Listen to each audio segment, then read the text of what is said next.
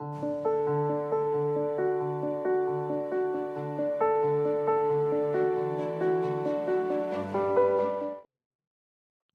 muy buenos días. Agradecemos la gran asistencia que tenemos el día de hoy. Eh, Bienvenidos a su sesión sabatina correspondiente al mes de mayo y vamos a ir directo a la urocápsula presentada en esta ocasión por el doctor Ramsés Rosas del Hospital General Manuel G. González.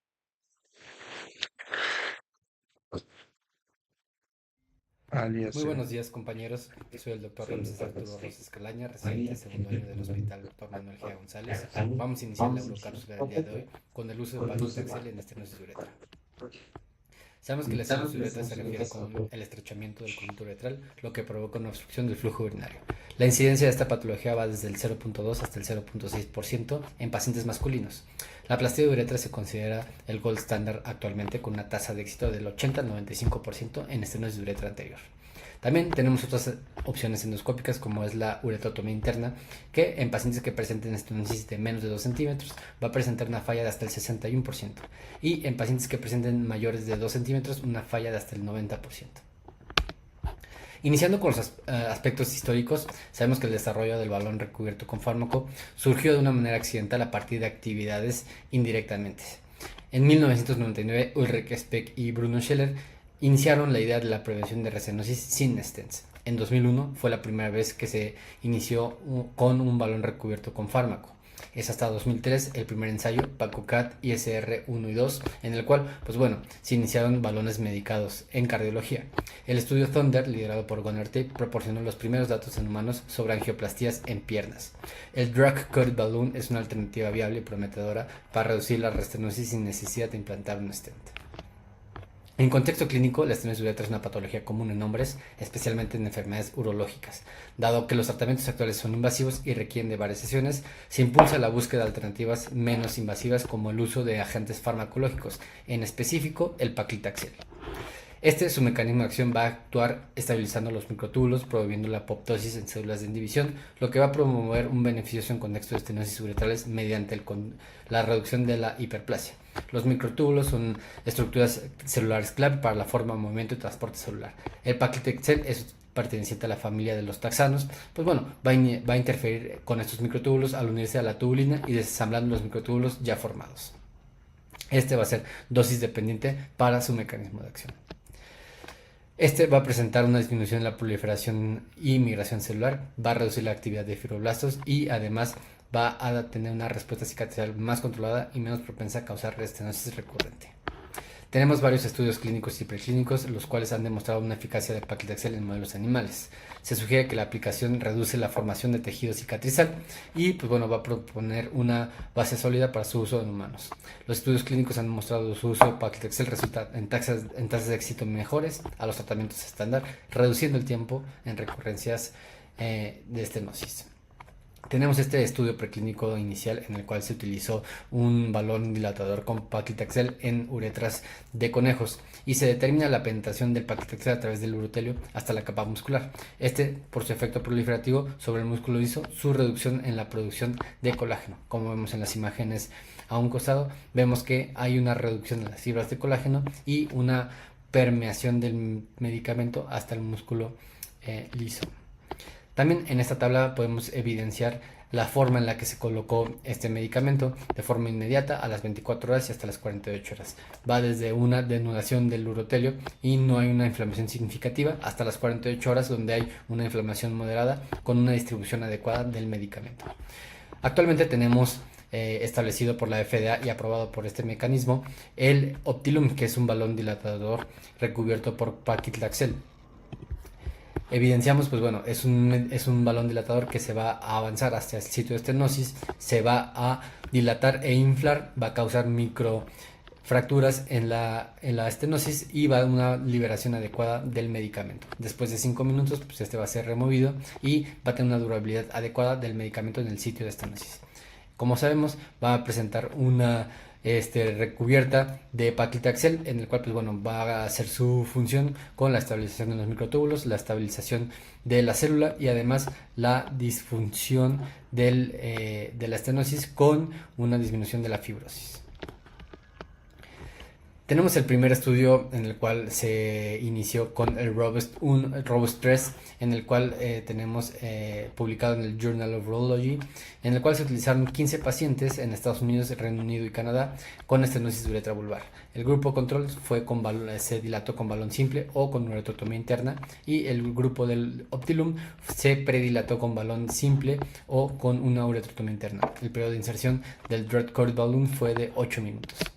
Como vemos en la parte izquierda, la tabla de Forest Plot, tenemos los resultados con una eficacia de un 74% a los 6 meses versus un 24% con el grupo control. Además, un libre de nuevo evento a un año en un 83% versus un 23% en el grupo control. Además de que se mejoró el Qmax frente al grupo control, también junto al IPSS y la calidad de vida fueron muy similares. Tenemos este último estudio en el cual, pues bueno, se fue una experiencia de un estudio multicéntrico con españoles, donde se evaluaron 156 pacientes con estenosis uretral tratados con Optilum desde el 2021 hasta el 2024. La estenosis uretral vulvar fue la más frecuente en 87.7% y antecedentes de manipulación uretral en 81.4%. La tasa de éxito fue del 73.8% tras un seguimiento de medio a 8 meses, con una recurrencia frecuente en uretras posteriores. Sabemos que la efectividad del paclitaxel en estenosis de uretra es con mayor eficacia en manejo de las estenosis, menores tasas de recurrencia a largo plazo y una mejoría en la calidad de vida de los pacientes. Posteriormente tenemos este último estudio publicado en 2025, en el cual, pues bueno, es el seguimiento a 5 años del Robust 1, en el cual, pues bueno, el éxito funcional fue a 5 años con un 58%, una mejoría de más del 50% en el IPSS sin retratamiento, una tasa libre de retratamiento del 71.7% y una mejoría significativa en síntomas y función urinaria. Desde el IPSS bajó del 25.2 a 7.2, una mejoría en el Qmax de 5 mililitros segundo a 19.9 mililitros segundo y una mejoría en la orina residual de 141.4 mililitros a 59.5 mililitros. Además, no se vio una afectación directa a la función eréctil y no se reportaron efectos adversos relacionados con el tratamiento. Tenemos que tener entendido que ya está aprobado por las guías internacionales. En las guías de tratamiento para estenosis de uretra, en las guías europeas, sabemos que nos recomiendan que hay mayores tasas de permeabilidad anatómica a los 6 meses y menor riesgo de tratamiento al año al utilizar el paclitaxel en la estenosis de uretra, y también la Asociación Urológica Americana pues nos recomienda tratar estenosis de uretra vulvares menos de 3 centímetros con dilatación uretral o uretrotomía interna. Como conclusión, sabemos que el paclitaxel ha demostrado ser una opción prometedora en el tratamiento de estenosis uretral. Se reduce la recurrencia y mejoría en la calidad de vida, es un tratamiento con mínimos efectos adversos y además, pues bueno, hay que tener entendido que se requiere más investigación con ensayos clínicos amplios y diversas combinaciones terapéuticas para determinar si será o no un tratamiento de elección en el futuro. Muchas gracias por su atención.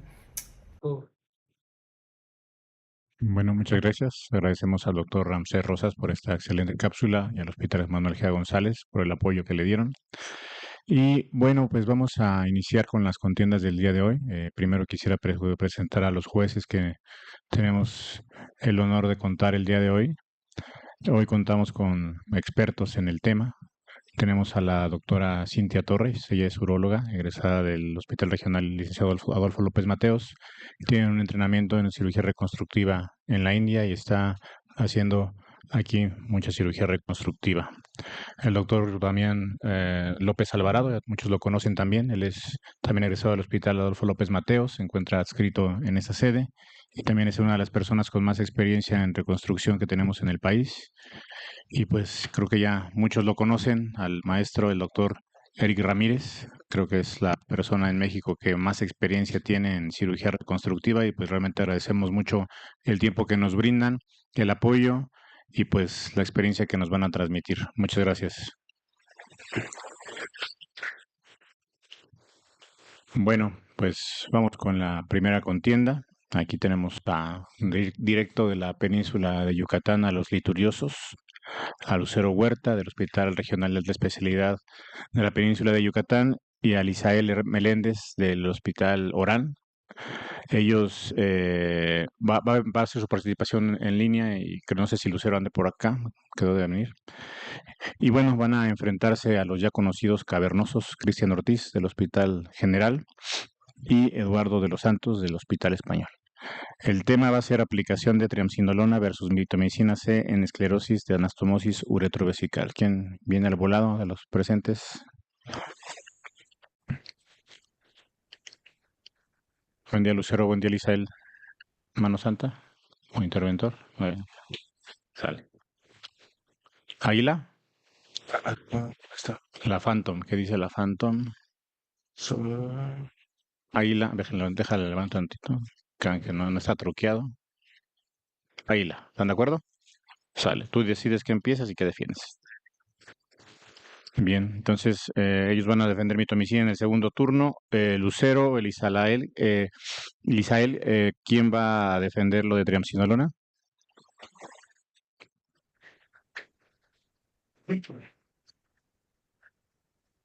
¿Sí se escucha?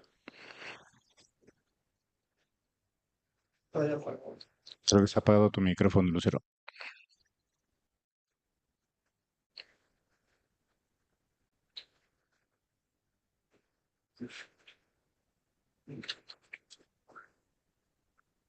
¿Listo? Listo, ya se escucha. Ok. Hola, sí, yo voy a ver triamcinolona, doctor. Perfecto, entonces ponemos presentación y podemos comenzar. Okay, gracias. Recuérdense de ajustar al tiempo y todo esto, por favor.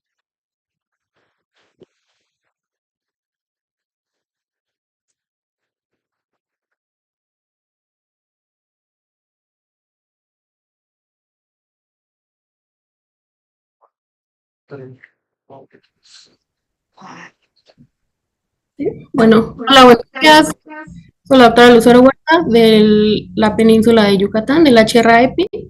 El día de hoy voy a defender el uso de triamcinolona en esclerosis de anastomosis uretrovesical. Como una pequeña introducción al tema,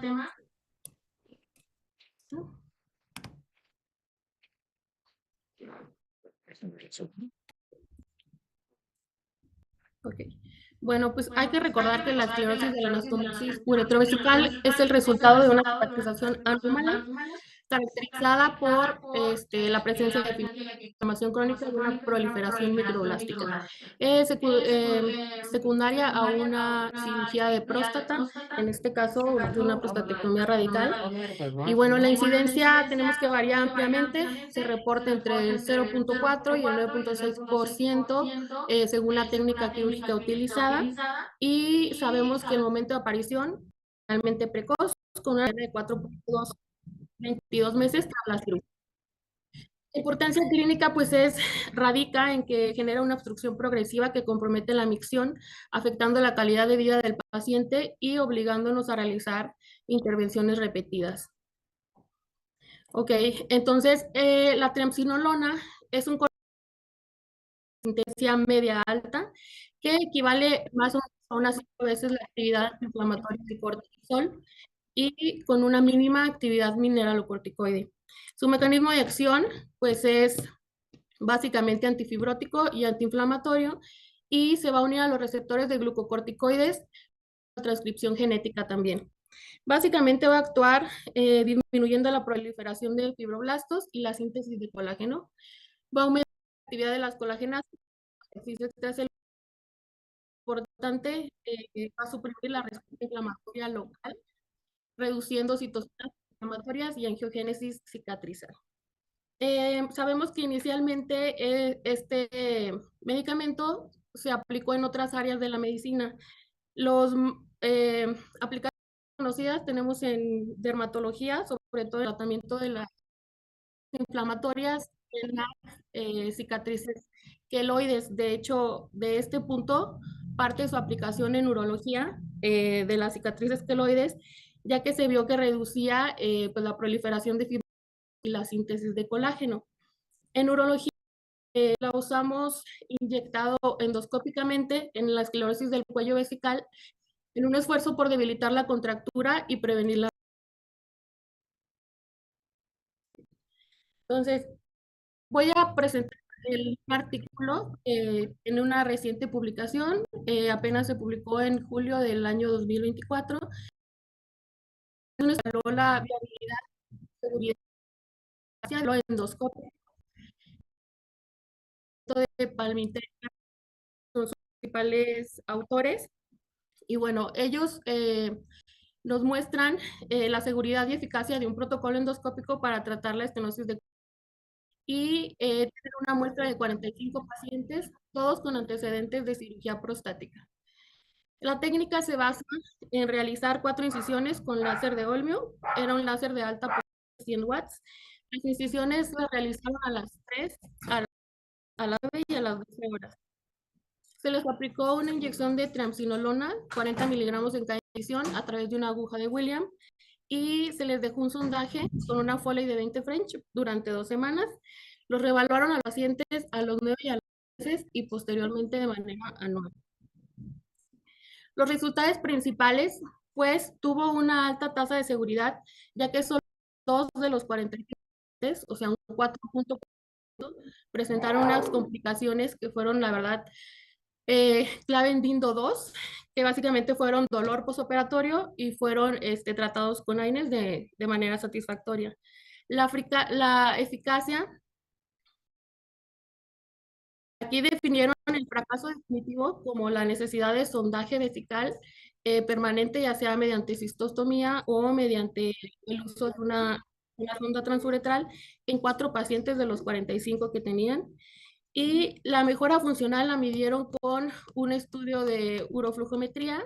El flujo máximo les dio mayor de 12 mililitros sobre segundo, que pues no es ideal, pero sí, comparándolos con los flujos iniciales, pues sí aumentó su residual muy importante, una media de 50 mililitros a la satisfacción, con una escala de satisfacción subjetiva que le dan a los pacientes, y fue de 2, que pues nos indica una leve a moderada mejoría. Okay. Entonces, la estrategia de usar triamcinolona, en este caso con este esquema de Palminteri y Ferrari, pues es una estrategia segura, eficaz y con un bajo índice de complicaciones. Por otro lado, tenemos otro artículo publicado en el 2021, okay, que evalúa la combinación de la incisión endoscópica con inyección intralesional de triamcinolona para tratar la esclerosis de cuello recurrente en pacientes posoperados de prostatectomía radical. Se rehizo una revisión retrospectiva con 30 pacientes con una mediana de edad de 64 años, posoperados de prostatectomía abierta repropúbica, y se llevó a cabo durante un periodo de 7 años. Y aquí el antecedente importante es que todos ya habían fallado con una o varias cirugías previas. Y bueno, ellos también usaron la incisión endoscópica combinada con una inyección intralesional de esteroides y vieron los resultados. Entonces, la forma en que ellos realizaron el procedimiento fue infiltrar igualmente 40 miligramos de triamcinolona. Esto fue antes de realizar las incisiones en los puntos de a las 12, a las 3, a las 6 y a las 9. ¿Okay? La dosis se dividió en 2 mililitros, que fueron 4 inyecciones de 0.5 mililitros, y posterior a esto se realizó la incisión con láser. Usaron una fibra de 550, la fibra era un láser Olmio, y en el lugar donde ellos hicieron la inyección, en ese lugar hicieron también la incisión, y lo podemos ver en la imagen de la esquina inferior derecha, como después de las incisiones, pues ya se abrió la luz del cuello vesical, formando una cruz. Esa es la técnica que ellos usaron. Y bueno, posterior a esto usaron también una sonda 20 French, y a diferencia del otro estudio, ellos retiraron la sonda al día siguiente del posoperatorio, y el seguimiento fue en una mediana de 33.4 meses, y se evaluó con la escala IPSS y el flujo máximo urinario. Los resultados, pues, tuvieron un 70% de éxito tras la primera intervención, y solamente se tuvo que repetir la inyección en 4 casos, de los pacientes y se vio que esos pacientes en los que tuvieron que repetir la inyección, pues ya eran esclerosis recidivantes que ya tenían uno o dos tratamientos previos. ¿Ok? Los procedimientos en Se cuanto nos a la acabó el tiempo, continencia, Lucero. Nos sentimos, se nos acabó el tiempo. ok, Hay que ajustarse. ¿Podemos ir con los jurados? Buenos días, Damián. Buenos días, Cintia. Buenos días, doctor Eric. ¿Cómo está? Muchas gracias por desvelarse con nosotros. Cintia, no sé si nos puedes decir algo. ¿Qué opinas de la presentación y del tema? Buenos días. ¿Cómo estás, doctora? Buenos días a todos. hola, buenos días. Sí, a lo mejor un poquito ajustarse más al tiempo. Me parecieron buenas las revisiones. Es importante todos los puntos que marcó acerca de las dosis y de las técnicas. Y sí, pues comparar el uso del láser versus la incisión que hacen en estos dos artículos. Creo que en muchos de los casos, pues dependerá también de los recursos que se tengan a la mano. Sí es importante saber que tenemos todas estas opciones y escoger lo mejor para el paciente. Va a depender de lo que tú tengas hablando institucionalmente o en la práctica privada, pues de los recursos que tengas para poder usarlos y que cada quien vaya comparando los resultados de los pacientes.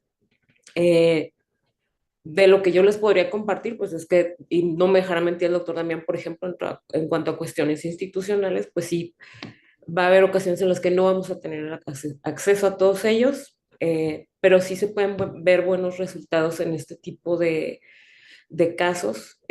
Yo particularmente utilizo más la incisión o incluso la resección porque no siempre hay acceso, por ejemplo, al asa de Collins, por ejemplo, que es otro de los instrumentos que podemos utilizar y no solo la resección. ¿Okay? Pero me parece que sí, apegarse un poquito más al tiempo, pero bien, me parece bien. Gracias. Muchas gracias, Cintia. Doctor Eric Ramírez, no sé, ¿qué opinión tiene? Realmente hay que ajustarse muy bien, hay que ser muy objetivos en el análisis de los estudios que existen relacionados a la aplicación de triamcinolona. La desventaja que tienen estos estudios es que no hay ningún grupo comparativo contra mitomicina versus triamcinolona, entonces eso quizás hubiera sido más interesante analizarlo en tu presentación. Sabemos que, bueno, ambas situaciones están justificadas, usar triamcinolona y mitomicina, pero quizás nos hubiera sido un poquito más, digamos, de ayuda que nos dijeras en qué pacientes triamcinolona o en qué pacientes mitomicina o no aplicar mitomicina, los resultados en pacientes postradiados. Quizás el primer artículo que presentaste, no sé si era posprostatectomía retropúbica, digamos, por hiperplasia prostática, por un cáncer, porque es totalmente dos situaciones distintas, ¿no? Las incisiones normalmente que hacemos para este tipo de esclerosis las hacemos a las 3 y a las 9. ¿Por qué? Porque abajo se encuentra el recto y en la parte superior está el pubis. Y hemos visto complicaciones, digamos, pues graves abscesos, cavidades en pacientes radiados por hacer este tipo de procedimientos. Es importante para los que están en el auditorio que sepan que este tipo de incisiones tienen que ser específicamente en esos radios de las 3 y las 9 y aplicar la triamcinolona. Si están tratando hiperplasia, una postprostatectomía retropúbica o OLEP o RTU, pues sí, las incisiones las pueden hacer en estrella, hay muchos tipos de incisiones, pero sí es importante recalcar que sobre todo escoger lo mejor los artículos, los que tengan mayor validez clínica, para que nosotros podamos concluir qué es lo mejor para cada paciente, ¿no? Muchas gracias, doctor Eric. Damián, buen día, gracias por acompañarnos. Buenos días. Creo que algo que hay que dejar muy en claro, el artículo que mostraste del doctor Palminteri es un artículo que habla de esclerosis de cuello vesical, pero secundario a cirugías de hiperplasia prostática. Eso quiere decir que los pacientes tienen cápsula prostática. El tema de hoy era esclerosis de la unión uretrovesical, secundario a prostatectomía radical. Ahí los pacientes ya no tienen próstata, ya no tienen cápsula prostática. Lo que son enfermedades, son complicaciones totalmente diferentes y se tratan totalmente diferentes por las potenciales complicaciones que puedan existir derivado de los tratamientos, como dijo el doctor Eric. Entonces, la triamcinolona sabemos que funciona. Últimamente ha estado muy de moda, sobre todo porque muchos especialistas en OLEP o en enucleación prostática endoscópica la están usando rutinariamente en próstatas pequeñas. Pero aquí el objetivo era precisamente a lo mejor presentar mayores artículos exclusivamente aplicando la triamcinolona en pacientes con esclerosis de la unión uretrovesical secundario a cáncer de próstata. ¿Vale? Muy bien, muchas gracias, Damián. Pues vamos a ver el otro punto. ¿Quién va a pasar? De los que habrá, perdón. Me asustaste.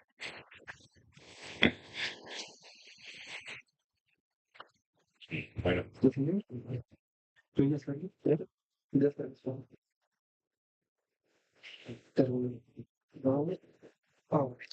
Bueno, buenos días. Soy el doctor Cristian Ortiz del Hospital General de México y vamos a defender la aplicación de mitomicina en la esclerosis de la anastomosis uretrovesical. La esclerosis de la unión uretrovesical tiene una incidencia que va del 4.1 al 16%, la cual es menor en procedimientos realizados por mínima invasión. Los principales factores de riesgo incluyen tabaquismo, enfermedad coronaria, diabetes, hipertensión, sangrado transquirúrgico elevado y fuga urinaria. La mayoría de los casos se presentan dentro de los primeros 12 meses posquirúrgicos con síntomas obstructivos que pueden progresar a retención aguda de orina o infección de vías urinarias recurrentes. Las guías americanas, basadas en opiniones de experto, indican que se tienen varias opciones de tratamiento con tasas de éxito similares, incluyendo la dilatación con sonda y el tratamiento endoscópico. En algunos casos, la estenosis recurre y el tratamiento se vuelve más complejo, requiriendo cirugía abierta o laparoscópica, uso de stents o catéter a permanencia, elevando significativamente costos y mortalidad al paciente, además de disminuir su calidad de vida. Recientemente se ha postulado que el uso de moduladores de cicatrización puede ser de utilidad al reducir la fibrosis. La mitomicina C, en su uso in vitro y en modelos animales, se ha demostrado que inhibe la proliferación de fibroblastos, el depósito de colágeno y la formación de cicatrices. Además, desde 1960 se ha utilizado en otras especialidades en tratamiento de glaucoma, estenosis de vía aérea, anal y vaginal con buenos resultados. En la actualidad se ha iniciado su uso en urología reconstructiva con resultados prometedores, incluyendo estenosis de uretra anterior, etiología postraumática, post-RTUP e infecciosa, como lo ilustra el siguiente artículo del Journal Coreano de Urología, en el cual se incluyeron 151 pacientes, 78 en el grupo de mitomicina y 73 en grupo control. Ambos grupos tuvieron un seguimiento de 18 meses con uroflujometría, uretrocistografía y cuestionario de sintomatología obstructiva. Se obtuvo una mejoría en el grupo de mitomicina de 11.5 a 18.9 mililitros segundo, con una recurrencia de 14.1 en el grupo de mitomicina, siendo estadísticamente significativo, versus 36.9 en el grupo control, y una menor recurrencia a los 6 meses que en 5 pacientes versus 25 en el grupo control, sin efectos secundarios documentados. Hablando específicamente de la estenosis uretrovesical, este artículo fue publicado en The Journal of Urology. Fue un estudio multicéntrico con el objetivo primario de evaluar el tratamiento endoscópico combinado con mitomicina C en estenosis de cuello vesical. Fue una población de 18 pacientes, de los cuales 61% contaban con más de 2 tratamientos endoscópicos previos. Cabe mencionar que el 22% de los pacientes eran portadores de sonda transuretral y el 40% estaban siendo tratados con dilataciones uretrales periódicas al momento del estudio. En la presentación de síntomas fue en promedio 4 meses y medio posterior a la cirugía, y el diagnóstico se realizó al presentarse sintomatología obstructiva y documentando imposibilidad del paso del cistoscopio 17 French a la vejiga.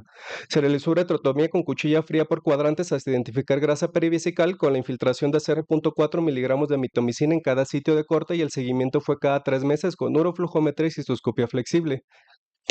Tras una media de seguimiento de 12 meses, 72% de los pacientes tuvieron una evolución favorable y el 17% requirió una segunda intervención, lo que nos dio una tasa de éxito después de 2 aplicaciones del 89%. El 100% de los pacientes portadores de sondas sometidos a cateterismo intermitente suspendieron el uso de catéter urinario, y en cuanto a los valores de uroflujometría, el volumen postmiccional mejoró de 175 a 6 mililitros y el Qmax de 6.6 a 24.5 mililitros, esto siendo estadísticamente significativo, sin documentar complicaciones posteriores a la aplicación del medicamento. Este segundo estudio, publicado en el Journal of Urology, fue retrospectivo, multicéntrico, con una población de 55 pacientes en 6 centros de especialidad, con el objetivo de valorar la recurrencia de estenosis de cuello posterior al tratamiento con mitomicina C, definiendo la recurrencia como la imposibilidad de pasar el cistoscopio 16 French a vejiga. El 80% de los pacientes tenían antecedente de dilataciones y casi la mitad 2 o más tratamientos endoscópicos previos, y un cuarto de la población total con antecedente de radioterapia. Se realizó uretrotomía con cuchilla fría por cuadrantes con administración de 0.4 a 10 miligramos de mitomicina en cada sitio de corte. En cuanto a los resultados, el 58% de los pacientes tuvieron una evolución favorable 9 meses posterior al procedimiento y 23 pacientes mostraron recurrencia y se sometieron a una segunda aplicación, con una tasa de éxito del 75% posterior a 2 procedimientos. En cuanto a las complicaciones, estas se presentaron en 4 pacientes, los cuales 3 de ellos tenían antecedente de radioterapia, 2 con esteitis del pubis que remitió con analgésicos, 1 con una fístula recturetral con necrosis de piso vesical que necesitó derivación, y el cuarto paciente necrosis del cuello y dolor vesical que con resolución espontánea a los 6 meses. Aquí vale la pena hacer énfasis en que las complicaciones se tuvieron en este estudio fueron dosis dependientes, recordemos la mayor dosis de mitomicina, y se presentaron en pacientes con antecedente de radioterapia. En la demás bibliografía, como hemos visto, no se documentaron complicaciones graves por el uso de mitomicina. El tercer estudio es el mayor, realizado con mitomicina C. Fue un estudio multicéntrico con una población de 86 pacientes y una mediana de seguimiento de 21 meses. El 91% tenían antecedente de UTI previa y igual un cuarto de la población con antecedente de RT. Y en este estudio se realizó tanto cuchilla fría como energía bipolar. Estos son los resultados. El 65% de los pacientes presentó resolución posterior a un tiempo quirúrgico, 83% a los 2 procedimientos y 90% 3 procedimientos, con una mediana de seguimiento de 21 meses. No se identificaron complicaciones graves y se identificó que se tuvo una mayor tasa de éxito en pacientes sin antecedentes de radioterapia. En cuanto a la uroflujometría, el Qmax mejoró de 10.8 a 17.5 mililitros segundo y el volumen residual fue de 82 a 17. ¿Cómo podemos comparar ambos medicamentos? Pues bueno, la mayoría de los estudios realizados con la administración de triamcinolona son estudios en un solo centro, con una menor cantidad de pacientes comparados con los estudios multicéntricos realizados con mitomicina. Los resultados son menos confiables y subjetivos al no tener resultados de flujometría, solo de sintomatología y cistoscopía, además de que se tiene una mayor heterogeneidad en los tratamientos endoscópicos al usar cuchilla fría, energía bipolar, el plasma button y el láser Hoyak. No es lo mismo validar los resultados solo con el paso del cistoscopio y sintomatología subjetiva del paciente a tener datos precisos y confiables que además evalúan el aspecto funcional y no solo el mecánico, como son los resultados de una uroflujometría. Como conclusión, se demuestra con resultados estadísticamente significativos la menor recurrencia con el uso de mitomicina C. Se confirma que es un medicamento seguro de usar siempre y cuando se tenga control sobre la dosis administrada, como lo vimos en el estudio en el que se usó una mayor dosis de medicamento y pacientes con antecedentes de radioterapia. Comparado con la triamcinolona, la evidencia científica tiene menos sesgos que los estudios realizados con esteroide, y al ser una patología con una incidencia relativamente baja, faltan estudios con un mayor impacto para estandarizar su uso, la dosis y la técnica de aplicación. Muchas gracias. Muy bien, Cristian, muchas gracias. Damián, no sé, ¿qué opinión tienes? Hola, doctor. Primero que nada, felicidades. Hiciste una excelente presentación. Creo que sacaste los mejores artículos que hay sobre la evidencia de mitomicina. Creo la mitomicina fue de los primeros medicamentos que se empezaron a utilizar y es tal vez el que más evidencia científica en artículos tienen, sobre todo en Estados Unidos, es lo que más se utiliza. Y se estigmatizó un poco precisamente por las complicaciones que el doctor Cristian mencionó, que han sido pocas y relacionadas a dosis muy elevadas de mitomicina, como la necrosis de cuello vesical. Pero fueron anecdóticas. Creo que aún así los resultados con mitomicina son bastante prometedores. Entonces, creo que abarcaste la información necesaria. Eh, Creo que es importante decir que sí digo, aquí como siendo muy estrictos, lo que queremos obtener al momento de operar a estos pacientes es tratar de garantizar el calibre del cuello vesical o de la anastomosis. En este caso, la mejor o la forma más objetiva de hacerlo es precisamente con el paso de un cistoscopio flexible o de una sonda eh, 16 French para ver que tenga un calibre adecuado. Recuerden que muchos de estos pacientes están radiados y obviamente la radiación también va a pegarle a la contractilidad vesical. Por lo tanto, una uroflujometría pues no nos puede demostrar exactamente o no puede ser tan válida en muchos de estos pacientes. Felicidades. Muchas gracias, Damián. Cintia. Buenos días. Sí, también me parece que la presentación fue bastante buena. Con respecto a lo que menciona también el doctor Damián, es cierto, es más objetivo valorar con una cistoscopía. Hay estudios incluso en los que también llegan a utilizar también uretrogramas como una forma también de valorar de una forma también dinámica y complementaria a la cistoscopía flexible, cómo se está comportando el cuello de la vejiga, precisamente para valorar o la forma de la estenosis, valorar cómo está la capacidad en parte también de la vejiga, si tiene alguna otra alteración y cómo quedó la permeabilidad del cuello y que sería complementario también para valorar completamente los resultados de la técnica que se está utilizando.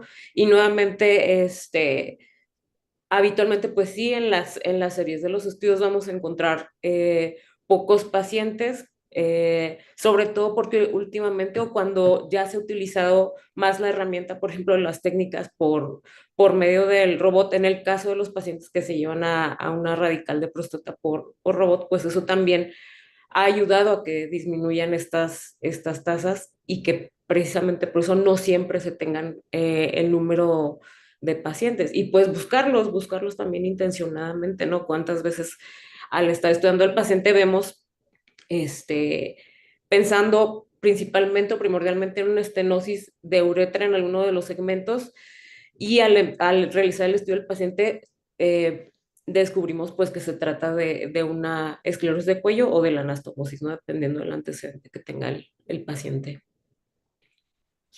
Muchas gracias, Cintia. Doctor Eric. Bueno, me pareció muy bien la revisión que hizo el ponente, la verdad muy objetivo, se enfocó exactamente en lo que se le pidió en el tema, mucho más, digamos, certero en su evaluación. Y ahí me gustaría preguntarle a los dos ponentes en base a las revisiones que hicieron, si ustedes les llega un paciente postoperado de prostatectomía radical y bueno, pues ya le diagnostican una estenosis uretrovesical, ¿ustedes qué le estudiarían a ese paciente y qué usarían, qué le ofrecerían como primer tratamiento y qué le dirían? ¿Que ustedes usarían mitomicina, triamcinolona? ¿Y en qué se basarían ustedes en base a la revisión bibliográfica que hicieron a este paciente? Bueno, yo en Pregunta primera para los instancia, dos, ¿eh? sí, yo en primera instancia, pues el abordaje diagnóstico lo iniciaría con una cistoscopia diagnóstica y una uretrocistografía. Este, y pues posteriormente yo creo que sí usaría primero el tratamiento endoscópico con la administración de mitomicina C, pero con corte frío, sin usar energía. A la revisión que hice, bueno, también hacían mucho énfasis en la profundidad de los cortes y las complicaciones más graves se asociaban a llegar hasta la grasa perivesical y también mencionaban que se puede llegar a absorber sistémico ambos medicamentos. Entonces, irnos con más cautela en cuanto, igual a lo que usted mencionaba de la localización de los cortes es muy importante, sobre todo en los pacientes de radioterapia, realizarlo a las 3 y a las 9, evitando la proximidad con colon y arriba con el pubis. Gracias, Cristian. Lucero, ¿Podemos Lucero. a Lucero? Ok. Bueno, sí, evaluaría igualmente al No se paciente escucha, de Lucero. primera Creo vez que con una tienes apagado revisión el micro. endoscópica, tendría que ver con el cistoscopio flexible y después hay que individualizar al paciente. O sea, según mi revisión bibliográfica, la triamcinolona fue más útil, o sea, demostró que era más útil en pacientes con una esclerosis de leve a moderada y sobre todo sin antecedentes endoscópicos previos y también muy importante el antecedente de una radiación. Se demostró que, o sea, en primero le haría corte frío o con la energía que tuviera, ya que se puede usar con corte frío, con resectoscopio o con láser, depende de lo que tuviera disponible. Y sí sería, si mi paciente tiene una esclerosis de cuello leve a moderada, no muy contracturada y sobre todo sin antecedente de radiación. Si es un paciente también ya añoso de la edad y por el perfil de efectividad y seguridad de la triamcinolona, sí le aplicará triamcinolona para disminuir los efectos sistémicos comparados con la mitomicina, sobre todo lo que se ha visto, pues dosis, ¿no? Dosis respuesta con la necrosis del cuello vesical. La triamcinolona pues no tiene ningún efecto hasta ahorita demostrado en los estudios de manera sistémica. Entonces, yo creo que es uno de los puntos claves de la triamcinolona, la seguridad que tiene en el paciente. Gracias, Lucero. Bueno, felicidades a ambos. Muchas gracias, doctor Eric. Damián tenía una pregunta también para Cristian.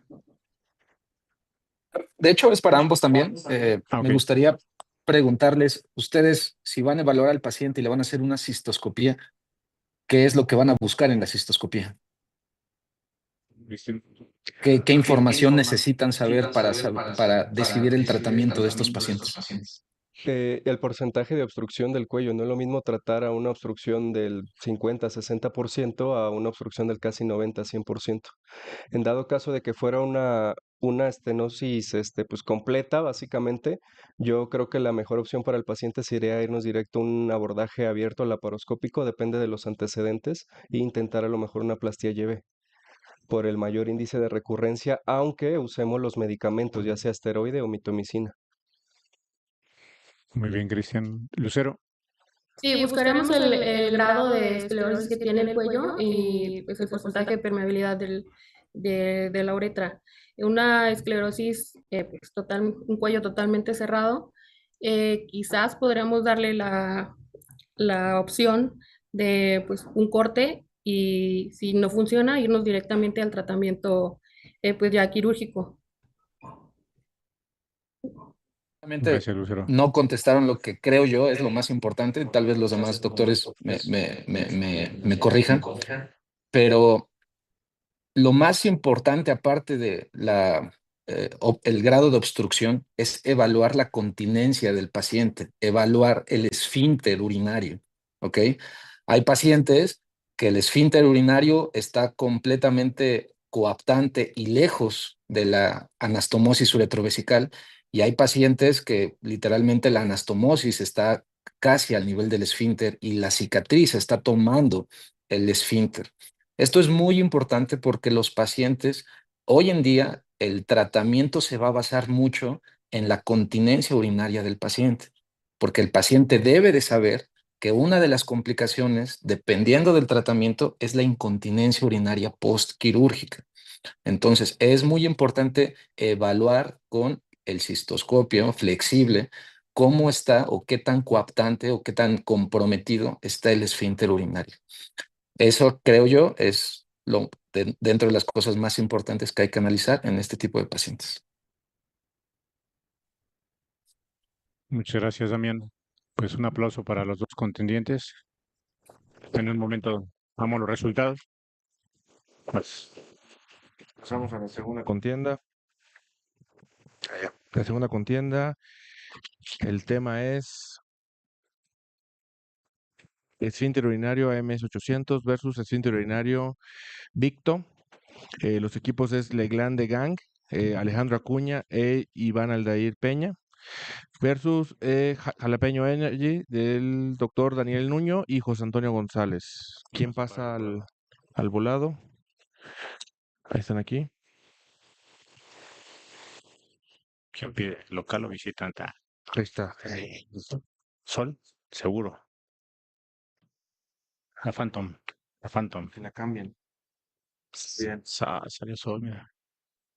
Ay, Gana el volado Legang. Ahí te lo hace. la Glande Gang. La Salió Grande Sol. Gang, perdón. ¿Qué es, A qué es, ver, jóvenes? no se vio por la barra del doctor Bolio, pero ¿Perdón? sí era Sol. Ellos defienden Victo de primero o segundo. Ok, Bueno, pues, perfecto. Ellos todo pasan el escenario. defendiendo Victo. Muy bien. El doctor Aldair Peña del ICEM de Toluca, del Adolfo López Mateos, va a defender Victo.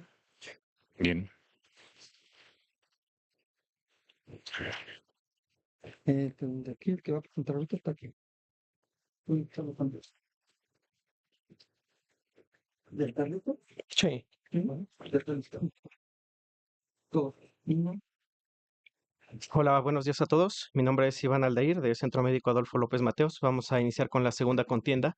Es esfínteres urinarios, AMS versus el sistema Victo. En 3 sencillos argumentos les voy a demostrar por qué el sistema Victo pues, es mejor.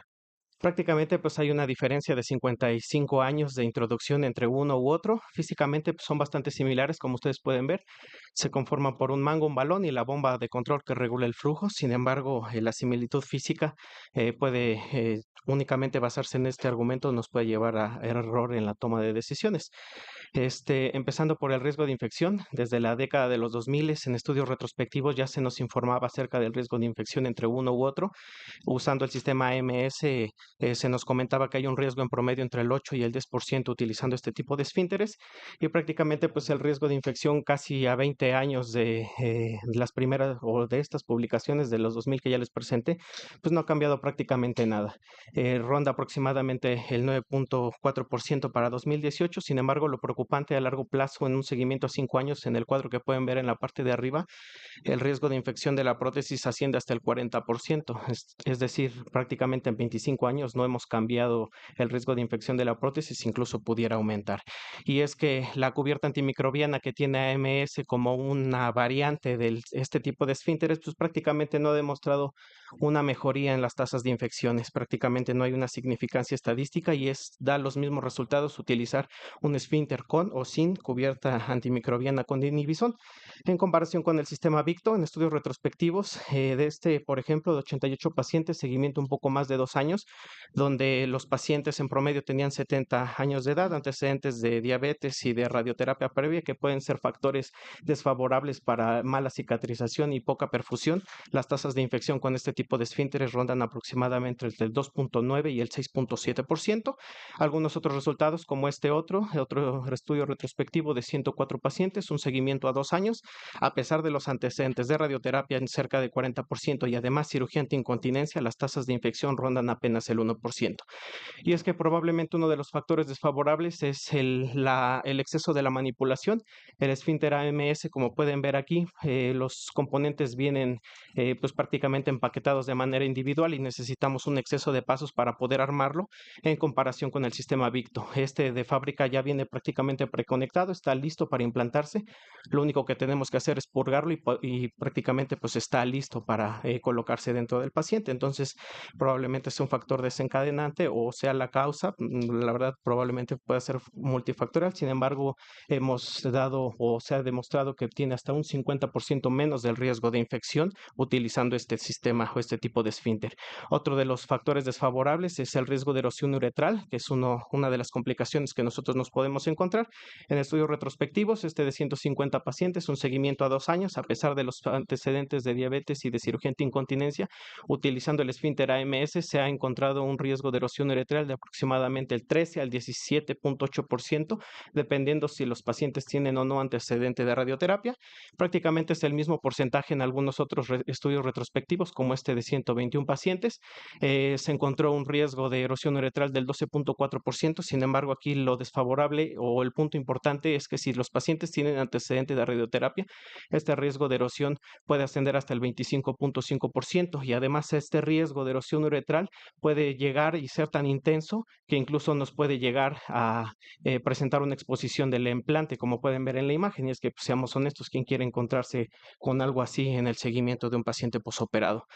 Victo, por otro lado, a pesar de estos mismos antecedentes, este estudio retrospectivo de 88 pacientes, pacientes diabéticos en cerca de un 20%, radioterapia en un 40% y además cirugía de incontinencia en un 15%, las tasas de erosión uretral, a pesar de los antecedentes, rondan apenas el 5%. Y es que no solamente son estudios retrospectivos, estos dos prospectivos de 96 pacientes y 30 pacientes también, aún con los antecedentes de radioterapia, de cirugía, pacientes diabéticos, el riesgo de erosión uretral ronda apenas el 6.2 y 6.8%. Una de las ventajas del sistema Victo es que permite un llenado para ajustar la presión de cierre, que puede ser útil tanto en incontinencia como en erosión uretral. Basta con puncionar a través del escroto, a través de la válvula autosellable para poder regular la cantidad de líquido que tenemos, y es un procedimiento ambulatorio. Con esto vamos a garantizar de un 26.6 a un 32.6 menos riesgo de erosión uretral. Ahora, uno de los puntos importantes, y creo que es la parte central de ambos esfínteres, pues es la continencia urinaria que hemos encontrado entre uno u otro. Con AMS, en este estudio retrospectivo de más de 1,100 pacientes, una edad media de 70 años, con cirugía antiincontinencia previa, se nos informaba un porcentaje aproximado de continencia social en 66.8%, en comparación con el sistema Victo, que a pesar de, o por ejemplo en este estudio retrospectivo, 70 pacientes, que además tenían el 76.4% antecedente de radioterapia, y cirugía antiincontinencia en un 23%, se nos informa un porcentaje de continencia social aproximado en 94.1 pacientes, es decir, muchísimo más en comparación con el AMS. Otro estudio retrospectivo de 88 pacientes y seguimiento a 2 años, aún con los antecedentes desfavorables que previamente ya les he comentado, la tasa de mejoría ronda más del 85%. Sin embargo, aquí llama la atención que en este artículo tomaron los porcentajes de tasa de curación referidos por los pacientes y es prácticamente cercano al 70%, es decir, no solamente les permite hacer sus actividades sociales, sino que realmente se sienten curados en cerca del 70%. Esta es la diferencia en porcentajes en promedio, dependiendo de los artículos que lean. Prácticamente podemos ver una diferencia de por lo menos el 30% dependiendo del esfínter que nosotros utilicemos. Victo obviamente pues lleva la delantera. Y uno de los puntos importantes y finales es la comodidad de los pacientes, porque a final de cuentas pues, son los pacientes que viven con el esfínter. El sistema AMS Boston en su manual te dice que debes de utilizar ambas manos para poder utilizar el sistema. Una mano fija y la otra aprieta la bomba. Sin embargo, no hay una mano que dirige el chorro. No tenemos una tercera mano. Incluso en el manual te dice que debes instruir a una persona o, por ejemplo, a tu pareja para que te pueda ayudar en el baño. Pero pues realmente, seamos honestos, ¿a quién le gusta que lo vean orinar? ¿No? Es una de las cosas desfavorables de este tipo de esfínteres. Victo, por otro lado, el mecanismo que utiliza prácticamente se puede accionar con una sola mano. Una mano libre queda para poder tomar el pene y poder dirigir el chorro, que pues prácticamente vamos a encontrar una mayor comodidad y obviamente pues la omisión es más privada para el paciente. ¿Qué vamos a poder concluir entonces o qué conclusiones podemos sacar del sistema Victo? Que es un procedimiento seguro, que es una excelente opción aún en condiciones de radioterapia y cirugía antiincontinencia previa. Vamos a encontrar un menor riesgo de infección y la calidad de vida y la continencia va a ser muchísimo mejor. Entonces, si alguno de nosotros necesitara un esfínter artificial, les aseguro que escogerían pues el mejor. Gracias. Muy bien, Iván. Muchas gracias. Buena presentación. Doctor Eric, comenzamos con usted. Bien, muy bien, muy bien. Vendiste muy bien tu esfínter. Realmente lo defendiste con evidencia clínica, ¿no? O sea, si yo fuera tu comprador, pues sí me convencía. Entonces, eso es lo más importante de estos debates, que tú defiendas tu punto de vista, aunque bueno, yo clínicamente tenemos otra información.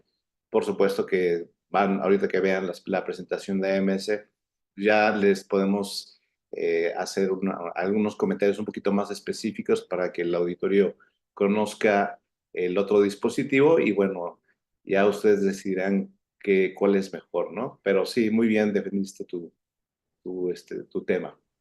Felicidades. Muchas gracias, doctor Eric. Cintia.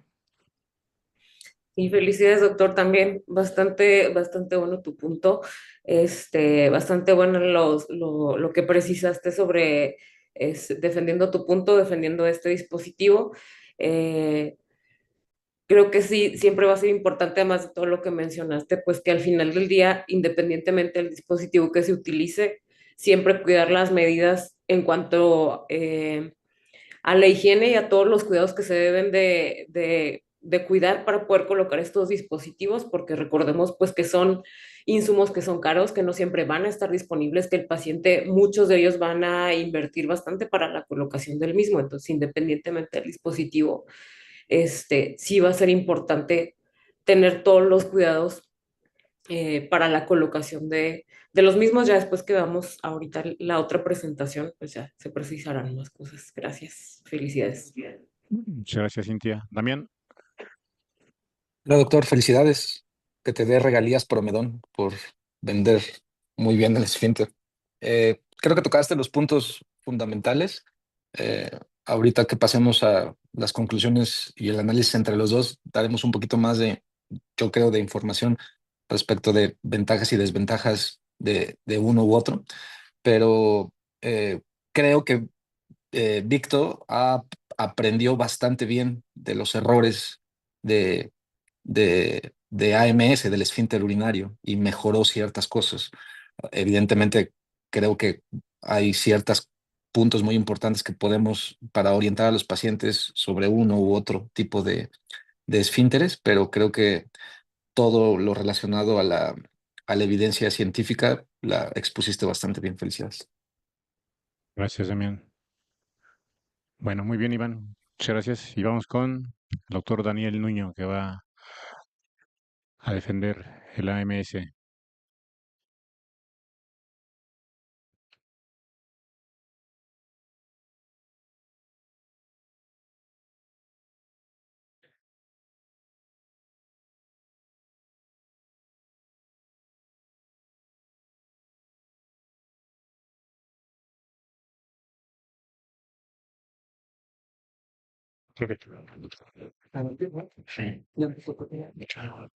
Buenos días, mi nombre es Daniel Nuño, soy residente del Centro Médico ABC y voy a defender la postura del esfínter urinario AMS.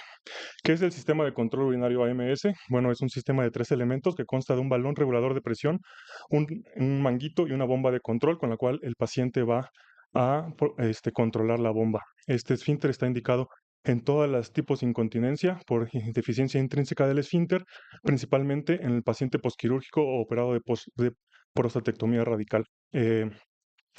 Este sistema de control urinario AMS se puede instalar tanto en varones como en mujeres, y en las mujeres se puede instalar tanto por cirugía abierta como por métodos de mínima invasión como robóticos y laparoscópicos.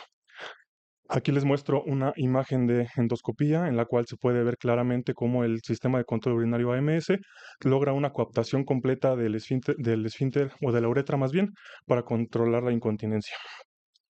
El sistema AMS 800 es el sistema que tiene más tiempo en el mercado, desde 1983 para ser específicos, con más de 180,000 sistemas instalados en todo el mundo. Además, está indicado en todos los grados de incontinencia, desde los mínimos hasta los más severos.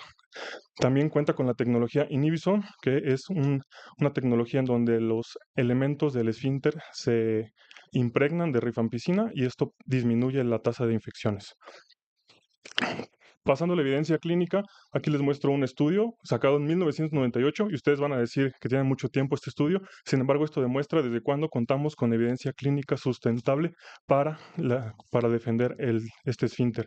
Esta es una cohorte prospectiva de 323 pacientes que se dio un seguimiento de más de 5 años con una tasa de continencia del 90% al final de este seguimiento, con una falla mecánica del 12% y con complicaciones graves como el retiro por infección o erosión bajas del 6%. En este otro artículo, que es un reporte de una convención organizada por la Asociación Internacional de Incontinencia, donde reunieron expertos en el manejo de este esfínter y se reunieron y emitieron recomendaciones, considerando al esfínter AMS 800 como el gold standard para el tratamiento de la incontinencia urinaria post-prostatectomía. Emitieron recomendaciones clínicas para su uso en diferentes escenarios. Este otro es una revisión sistemática y que es muy interesante porque son todas pacientes mujeres, fueron incluidos 12 estudios con 886 mujeres con un seguimiento más allá de 69 meses, con una tasa de continencia completa del 86% y a través de los estudios con unas tasas de complicaciones bajas del 15 al 20%. Este otro artículo es un artículo interesante porque es uno de los pocos artículos que comparan las diferentes marcas de esfínteres urinarios presentes en el mercado, tanto incluyendo el AMS 800 y solamente un estudio del Victo, porque era con el que decidieron incluir. De este estudio del Victo solamente pusieron 17 pacientes y 7 ensayos que incluían el AMS 800. En cuanto a los resultados y las recomendaciones que da este artículo, esta revisión sistemática, dan que la incontinencia en el AMS 800 va desde el 61 hasta el 100% en los diferentes estudios, con las complicaciones que ya hemos mencionado, pero en porcentajes bastante bajos. También dicen que el AMS 800 es y continúa siendo la opción estándar y sigue siendo preferido para la incontinencia de grado severo, debido a que la presión que ejerce en la uretra es más fiable, en comparación con lo que mencionan del esfínter Victo, que si bien hacen mención de una tecnología de ajuste post-presión, la tasa de complicaciones es comparable y hacen mención de que hace mucha falta estudios con mayor fortaleza metodológica y con mejor seguimiento para que se pueda recomendar el esfínter Victo. Este otro estudio, que fue uno de los que presentó mi compañero, si bien es una base prospectiva, se menciona, salió en este artículo en este año, es la serie más grande de pacientes, sin embargo solamente cuenta con menos de 100 pacientes, de los cuales, aunque dicen que tiene un seguimiento de 60 meses, solo 10 pacientes cumplieron el seguimiento en este periodo. Los demás pacientes abandonaron el estudio y cumplieron un seguimiento de menos de 3 años. Hacen mención de una tecnología novedosa de ajuste para prevenir las reoperaciones. Sin embargo, ellos mismos en su artículo mencionan que no tienen estudios suficientes para establecer estrategias que puedan aprovechar su misma tecnología. La tasa de complicaciones que ellos mencionan sigue siendo baja y es comparable con el estándar, o sea, el AMS 800.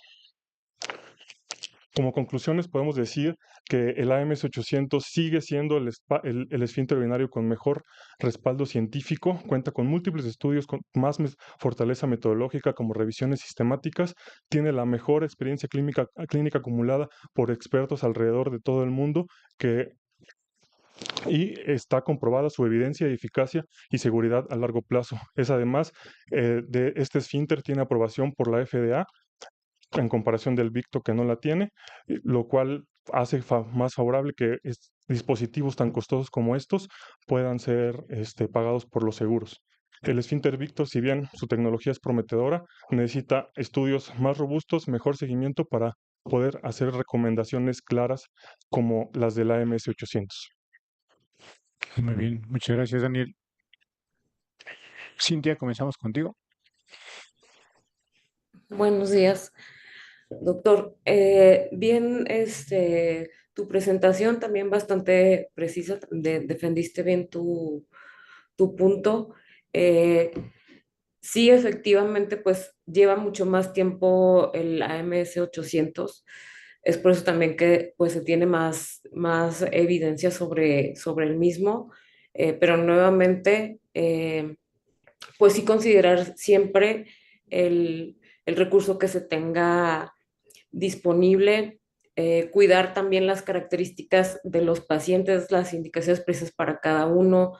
Los pacientes también deben de ser capaces de poder manipular el dispositivo, tener el acceso a ello, tener el acceso y el recurso en cada una de las áreas donde se busque utilizar cualquiera de los dos dispositivos de los que se está hablando en este momento, tener precisas también cómo se va a cuidar y cómo se van a tratar las complicaciones.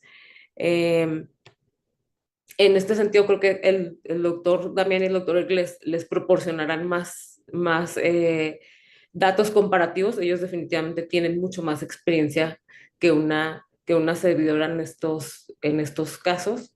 Le voy a ceder la palabra al doctor Ramírez. Gracias, Cintia. Bueno, yo creo que tu presentación fue muy buena. Realmente hay mejores artículos de los que presentaste, con series más actualizadas.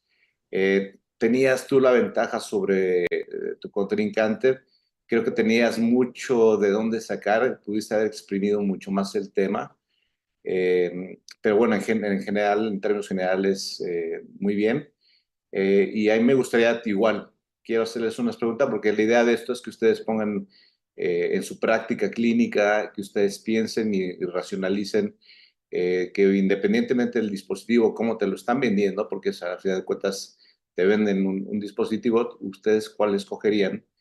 Si ustedes tuvieran un paciente que les llega igual 70 años, posoperado de prostatectomía radical, con incontinencia, digamos, severa, radiado, eh, ustedes, ¿por qué dispositivo en base al análisis que hicieron ustedes, cuál escogerían, qué dispositivo escogerían y por qué?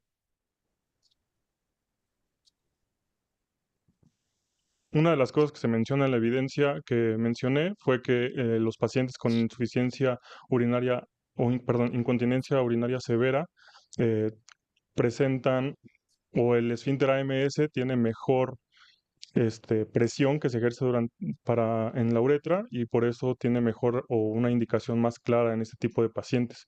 El esfínter Victo, la tecnología que ellos mencionan que es más novedosa en el preajuste, también hace o causa que la presión que ejerce en la uretra sea menor. Entonces, en el contexto de un paciente como el que usted menciona con incontinencia severa, creo que la AMS sería el más indicado. Iván, sí. Pues aquí.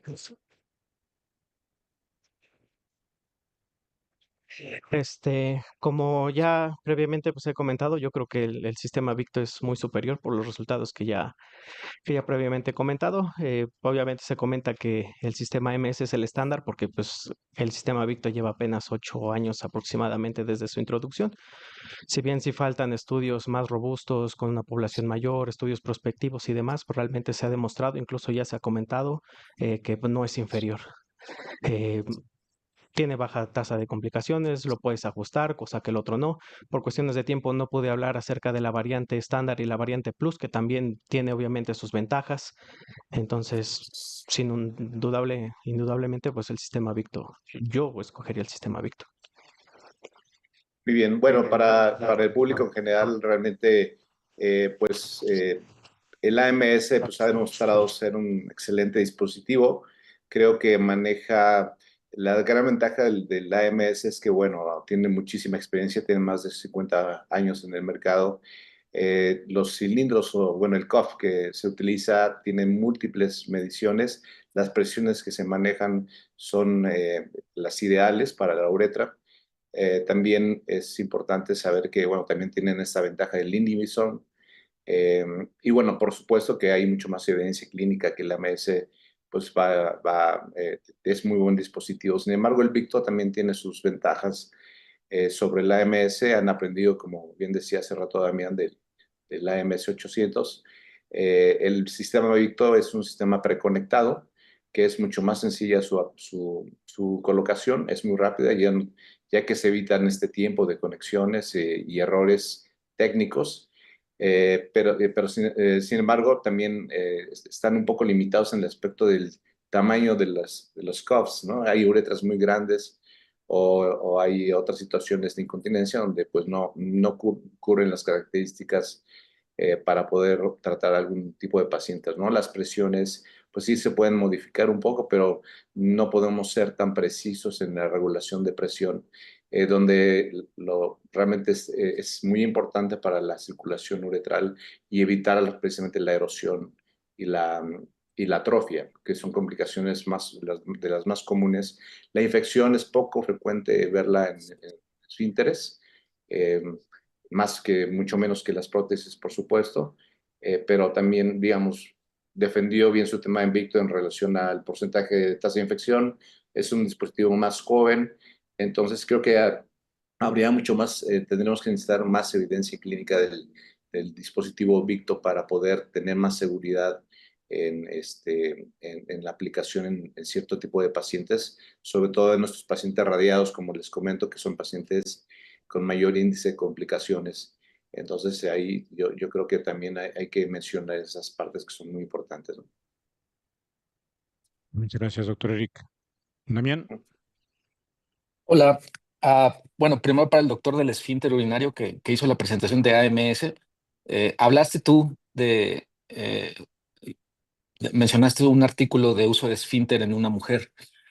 Te quiero hacer una pregunta. Te llega una paciente o un colega te invita, porque tú tienes ya mucha experiencia en colocar esfínteres urinarios, y ella tiene una paciente que es candidata a colocar un esfínter urinario, una mujer, porque tiene deficiencia intrínseca del esfínter, que es la principal indicación para colocar un esfínter urinario en una mujer.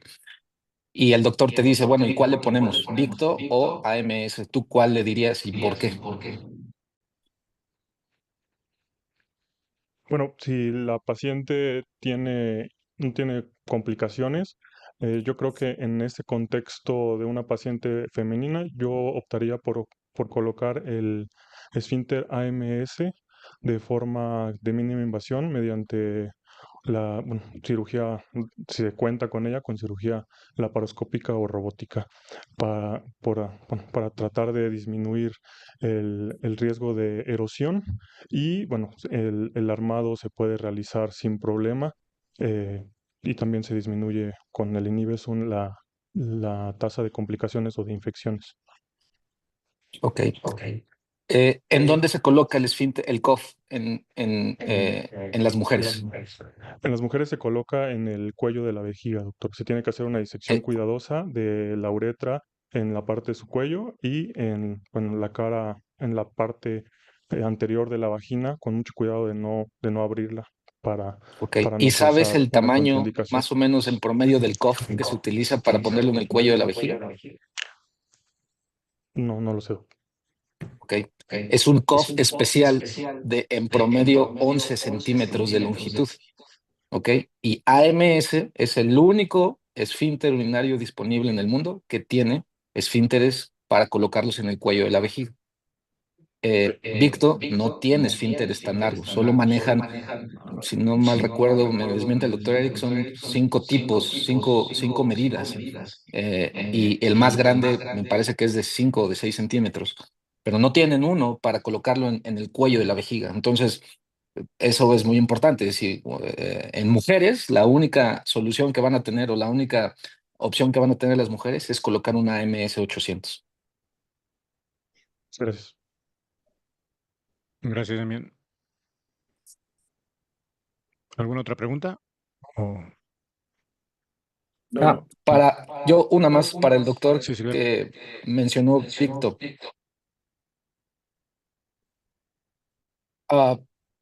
Dentro si revisaste un poquito acerca de la técnica quirúrgica para colocarlo, ¿cuál crees que sería una desventaja de la técnica quirúrgica de colocar Victo respecto a MS-800? ¿O crees que es totalmente superior?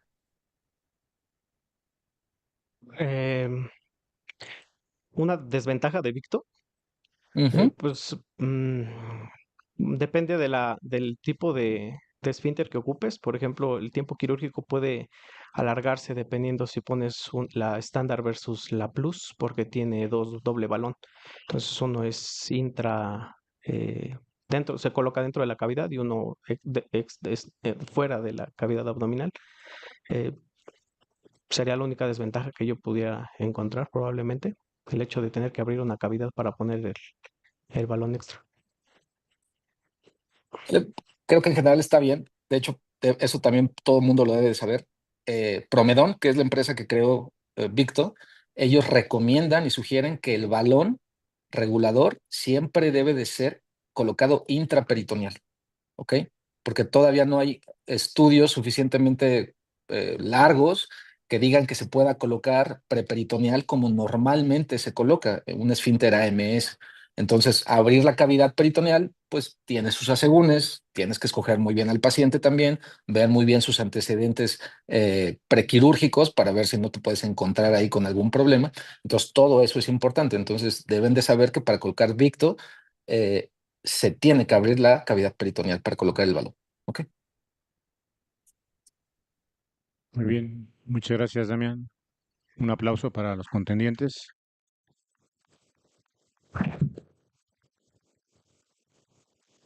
Y bueno, vamos a la estelar de esta mañana.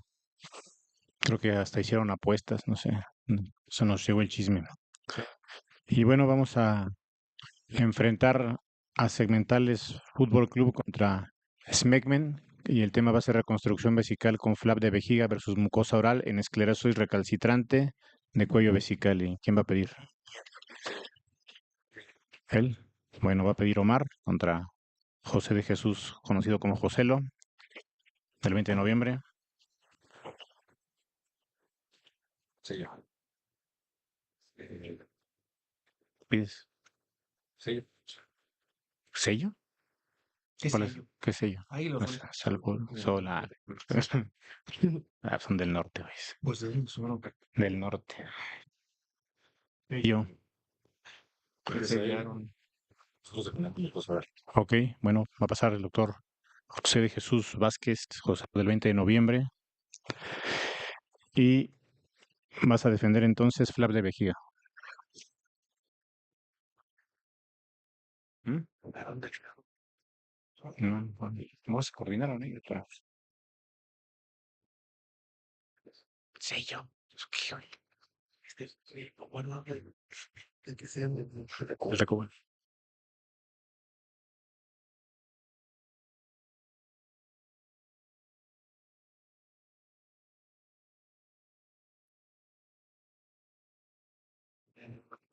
Buenos días. El día de hoy vamos a hablar de reconstrucción vesical con flap de vejiga contra mucosa oral en la esclerosis recalcitrante de cuello vesical. Soy el doctor José de Jesús Vázquez del Centro Médico Nacional 20 de noviembre y junto con mi compañero el doctor Aaron Delgado Corral defenderemos las ventajas del flap vesical. Muy bien. Bueno, en cuanto a la esclerosis del cuello vesical recalcitrante, lo que sabemos que es una condición caracterizada por la obstrucción fija o fibrosis cicatricial del cuello de la vejiga y se va a considerar recalcitrante cuando persiste o recurre tras 2 o más tratamientos endoscópicos previos. Las causas de esta esclerosis generalmente son tratamientos, por ejemplo, de prostatectomía radical, sí, que causan estenosis de la anastomosis vesicuretral, que es diferente justamente a la esclerosis del cuello vesical, donde la próstata está in situ, y esto pasará del 1 al 6% de los pacientes sometidos a prostatectomía radical laparoscópica asistida por robot y hasta en un 15% en las prostatectomías abiertas. Sí, en cuanto a los procedimientos endurológicos realizados justamente para crecimiento prostático obstructivo, lo que más realizamos es la resección transuretral de próstata, sí se presentará esta esclerosis de cuello en un 10% de los pacientes. Y también se han reportado casos justamente en la radioterapia o braquiterapia en donde puede ocurrir de hasta el 20 al 30%. La fisiopatología de la esclerosis de cuello no es clara, ¿sí? Está relacionada muchas veces a la isquemia que hay durante la anastomosis, tiene mucho que ver la fuga urinaria, ¿sí? La anastomosis que realicemos en una prostatectomía radical, ¿sí? A mayor fuga de la anastomosis, tendremos un proceso cicatricial debido a que la orina sí produce justamente este proceso y también está relacionado que el sangrado transquirúrgico durante el procedimiento mayor a 1000 mililitros, más de 1 litro, sí nos va a generar generalmente isquemia o algún hematoma en la anastomosis, dehiscencia en la anastomosis y que presentemos justamente esta patología.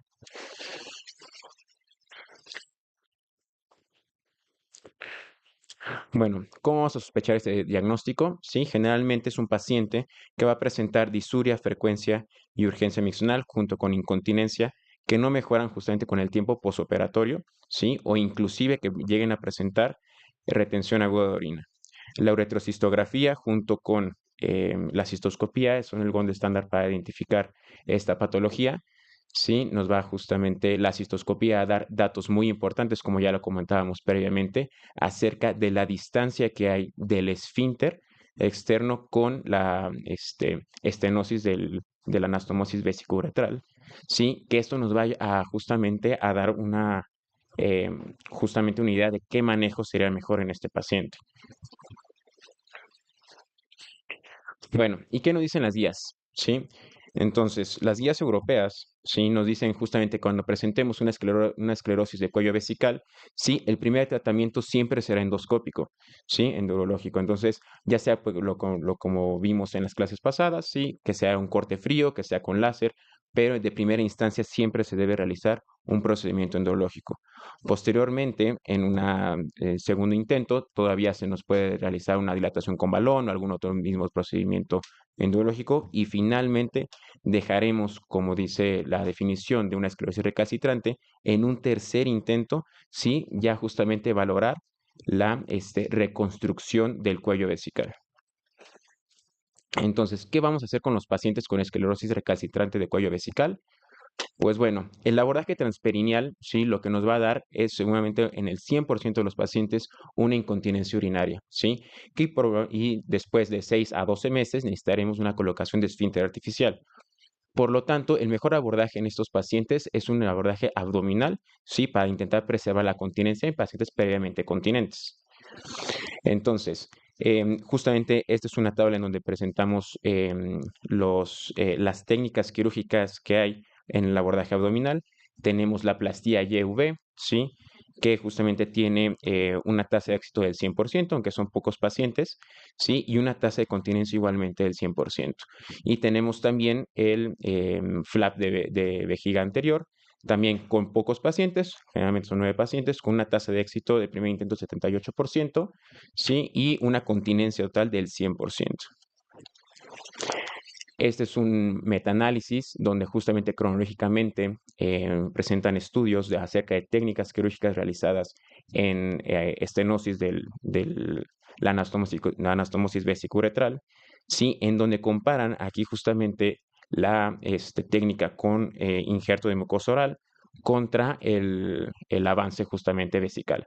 Entonces, si nos fijamos justamente en estas tablas, donde vienen justamente los recuadros rojos, es que la tasa de éxito es exactamente igual entre las dos técnicas, sí, siendo generalmente mucho menos invasiva la de el flap vesical.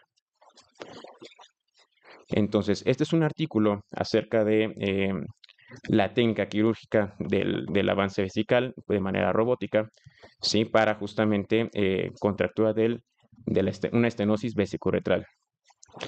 Entonces, justamente es la técnica quirúrgica. Lo primero que se realiza, sí, es un corte donde está la anastomosis, sí, se visualiza el cuello vesical, se visualiza justamente la uretra y se hace una cistoscopía flexible para identificar justamente la uretra y sobre todo de visualizar el esfínter. Posteriormente se realiza un cierre del cuello vesical, ¿sí? Y se retira la cicatriz que hay en la uretra. Se avanza, se realiza una cistotomía, ¿sí? Entonces en la parte anterior de la vejiga y posteriormente se avanza una guía en este nuevo cuello vesical y posteriormente realizando la nueva anastomosis justamente con un tejido sano que está en la pared anterior de la vejiga, que no se ha sometido a procedimientos endurológicos, ¿sí? Que tiene una buena vasculatura, entonces las tasas de éxito, pues por lo tanto, serán mucho mejores. Entonces, después de este artículo, sí, ninguno de los pacientes presentó incontinencia urinaria posterior al procedimiento. 7 de 9 pacientes no presentaron recurrencia. Uno que presentó recurrencia fue tratado de manera endurológica, teniendo éxito. Entonces, el artículo justamente está acá, este algoritmo, en donde nos dicen que una esclerosis que sea totalmente obliterante, la mejor opción para el paciente, sí, va a ser un flap de vesical anterior. En este otro estudio se compararon 3 técnicas quirúrgicas, que fue la plastía YV, una resección de estenosis y anastomosis terminal, sí, y una reconstrucción con injerto de mucosa oral, en donde justamente lo que se vio fue que en los 3 pacientes que se hizo la técnica del injerto de mucosa oral, 2 de ellos presentaron falla. Entonces, bueno, en general, el abordaje robótico nos está justamente cambiando el abordaje que tenemos en la estenosis de uretra posterior. Sí, probablemente en un futuro tengamos justamente más datos. Y como conclusiones, la esclerosis de cuello recalcitrante es una complicación del tratamiento de cáncer de próstata. Sí, es una enfermedad que impacta directamente en la calidad de vida del paciente. Y la técnica quirúrgica con colega vesical anterior es una técnica reproducible con resultados comparables con el injerto de mucosa oral sin la morbilidad que es el extraer el injerto. Muchas gracias. Muy bien, Joselo, muchas gracias. Vamos con el doctor Damián primero.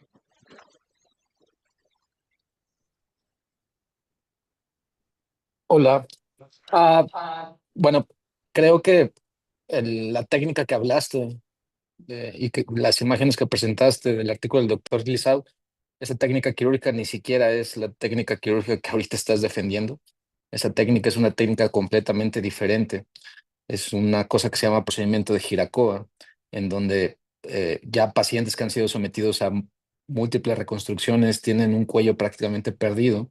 Entonces, lo que se hace es cerrar el cuello vesical nativo, hacer toda una movilización vesical para poder hacer un neocuello y volver a hacer una anastomosis uretrovesical. El flap vesical anterior, pues es otra técnica. Me hubiera gustado que hablaras un poquito más acerca de las ventajas de utilizar fluorescencia en el tipo de cirugía robótica. Para este tipo de cirugías es muy buena. El robot nos da ese gran beneficio de utilizar la fluorescencia para guiarnos y poder decidir mejor, planear mejor la colocación de los flaps y la anastomosis hacia la uretra. Entonces, creo que ahí faltó si vas a poner imágenes, pues el poner o el estar bien seguro de qué técnica estabas haciendo, porque pues desafortunadamente esa no era la técnica que tenías que defender. Gracias, Damián. Cintia. Hola, doctor. Sí, efectivamente, la técnica que es T-plastía, la incisión precisamente para la corrección del cuello de la vejiga, es de las que más se han utilizado. Puede hacerse incluso, al principio evidentemente se hacía abierta, ya después mejorar los abordajes también utilizando la herramienta de la abordaje laparoscópico y posteriormente con el robot. Sí, efectivamente el doctor Lizao tiene muchos artículos publicados y muchas técnicas publicadas ya utilizando este tipo de tecnologías, pero sí creo que lo principal ahorita pues era identificar o hablar sobre esta técnica, porque es una de las herramientas que se pueden tener y que es de lo que más se ha desarrollado y que da una buena ventaja. Sí, efectivamente hay que retirar una parte del tejido fibroso, pero sí las ventajas que te da de el tener dos flaps que te van a permitir, primero con la incisión, pues liberar adecuadamente la zona de cicatrización del cuello y posteriormente poder cerrar, sobre todo libre de tensión y dejando una buena derivación con las ondas del paciente y considerando pues las características y las peculiaridades de cada uno. Efectivamente sí es recalcitrante y sobre todo por el antecedente de la radioterapia y los demás factores que mencionaste precisamente en tu revisión. Creo que sí faltaría más en ese sentido para poder hacer la comparación con la mucosa. Gracias, Cintia. Doctor Eric, buen día. Y mire, lo que he visto en, bueno, las tres presentaciones es que creo que hay que tener mucho más claro, cuando hablamos de esclerosis de cuello vesical, puede ser secundaria hiperplasia prostática, o sea, una esclerosis post procedimiento para manejo de hiperplasia, y la otra es post prostatectomía radical. Son dos cosas muy distintas. Y creo que el análisis de los estudios que se han presentado durante las tres presentaciones, pues se han mezclado las dos. Entonces no hay, esto es importantísimo, diferenciar de qué estamos hablando. En este caso, bueno, es un flap en BY. A lo mejor si él se hubiera enfocado en una esclerosis de cuello post prostatectomía, en casos de hiperplasia prostática, hubiera tenido muy buenos fundamentos para hacer este tipo de utilización de técnicas. porque el avance en BY lo usamos mucho en esclerosis recalcitrantes post procedimientos de hiperplasia prostática, ¿no? Una esclerosis post-RTU, post-COLEP, lo que sea. Entonces, aquí pudo haber sacado demasiada información y evidencia clínica de que este abordaje es muy bueno para este tipo de situaciones, pero se enfocó a la esclerosis post-prostatectomía radical. Entonces, ahí el manejo es completamente distinto. Entonces, lo principal para toda la gente que está escuchándonos es diferenciar primero la terminología que estamos usando, si es post-prostatectomía radical o si es una esclerosis post-tratamiento de hiperplasia prostática. De ahí empezar, ahora sí, a analizar cada manejo, cada tratamiento de cada situación, porque cada uno es totalmente distinto, ¿no? Entonces, partiendo de ahí, es algo que quería aclarar, sobre todo que hay esta confusión en los participantes. Y bueno, creo que esta parte le hubiera sacado mucho jugo si se hubiera enfocado hiperplasia, complicaciones de cirugía de hiperplasia prostática, ¿no? Entonces, bueno, vamos a ver el próximo ponente, a ver qué presenta también. Gracias, doctor, y gracias, Joselo. Vamos con Omar.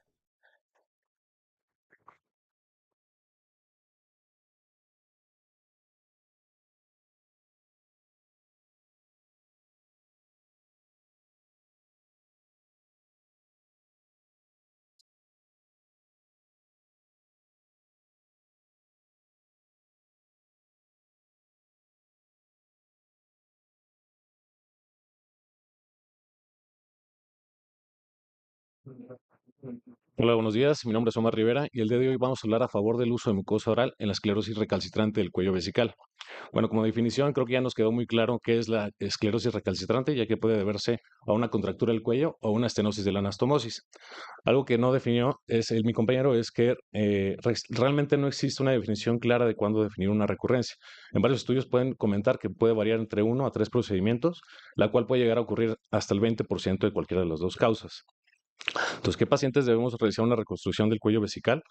En este estudio nos menciona este algoritmo donde vemos desde el manejo inicial con un tratamiento endoscópico hasta un tratamiento con una agresividad mayor del cuello vesical o en casos más recurrentes con la reconstrucción del cuello vesical, ya sea por vía robótica o vía abierta. Entonces, ¿qué opciones tenemos de tratamiento?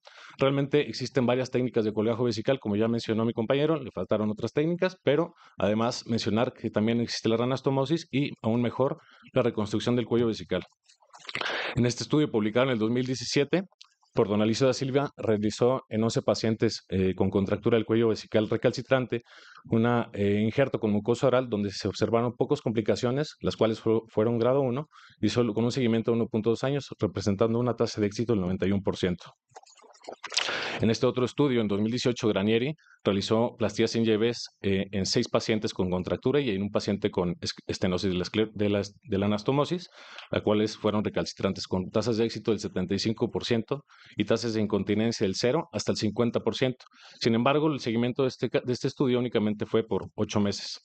En este otro estudio se analizó la tasa de éxito en aquellos pacientes que habían sido sometidos a plastía en llave, aunque únicamente especificaron a 5 pacientes que les había realizado, reportaron una tasa de éxito del 75%, con una tasa de incontinencia del 18%, tasa de complicaciones del 25% y 33% de estos pacientes ameritaron una reintervención quirúrgica.